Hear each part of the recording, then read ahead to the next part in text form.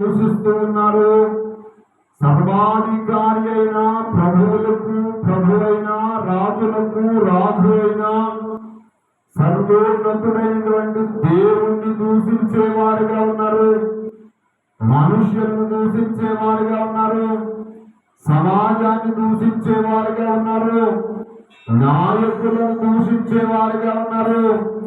తల్లిదండ్రులను దూషించేవారుగా ఉన్నారు. అంచె దినాల్లో మనుషులు దోషకులైపోయారు. ఇతరులను దూషించడమే పనిగా పెట్టుకుని మంచి చేసిన వారిని సహితము చెడును పులిమి చెడు మాటలు పన్ని మనుషులను దూషిస్తూ ఉన్నారు. అంచె దినాలలో మనుషుడు దోషకుడు అనే 5వ మాటను మనం నేర్చుకుంటూ ఉన్నాం. ప్రియమైన వాళ్ళరా, నీవు కూడా ఇంటిలో దూషిస్తూ ఉన్నావా? దూషణ పాలు చేస్తూ ఉన్నావా? లేక నిన్ను ఇతరులు దూషిస్తూ ఉన్నారా? దూషణను నీవు అనుభవిస్తూ ఉన్నావా? అంచె దినాలు కదా, మనుషులు దోషకులుగా ఉన్నారు.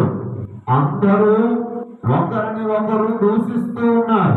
చిన్నవారని లేదు, పెద్దవారని లేదు, వృద్ధులని లేదు, అందరూ ఎవరి నోటికి వచ్చినట్టుగా వారు దూషిస్తూ ఉన్నారు.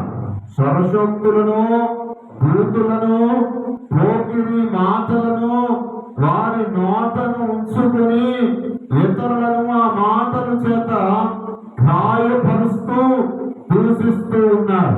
ప్రియమైన దేవుని ప్రజలారా, నీవు దోషకుడుగా ఉండకు. పౌలంటాడు, నేను పూర్వము దోషకుడను,